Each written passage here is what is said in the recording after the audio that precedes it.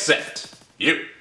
Afterburner for the NES. Originally for the arcades, it was originally developed by Sega AM2 and published by Sega for arcades in October of 1987, and later ported to the NES in 1989. Developed and published by Tengen, you take control of an F-14 Thundercat and must engage in aerial combat to stop the evil forces attempting to take over the world, so you can rack up the points.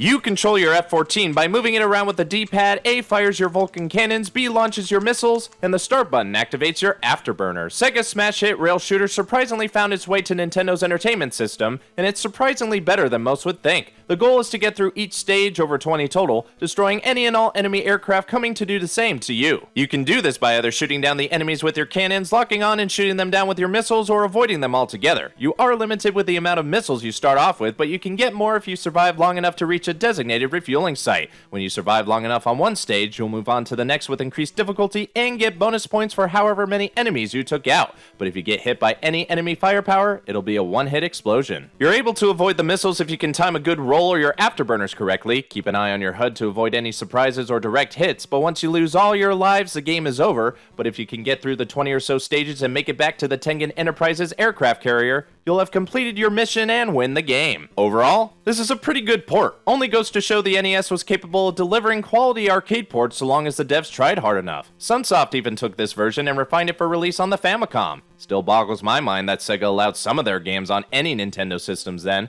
but they were selling like gangbusters compared to their own Master System, so when you look at it that way, as Martin Sheen would say, greed is good. And stop. A Sega classic, technically made by Atari for a Nintendo console. How can you not like Tengen? Thanks for watching, guys. Be sure to like, share, and comment on the video. And if you want to see more quick views, go ahead and hit that subscribe button. This is BrianTheBlue, and I'll see you next time.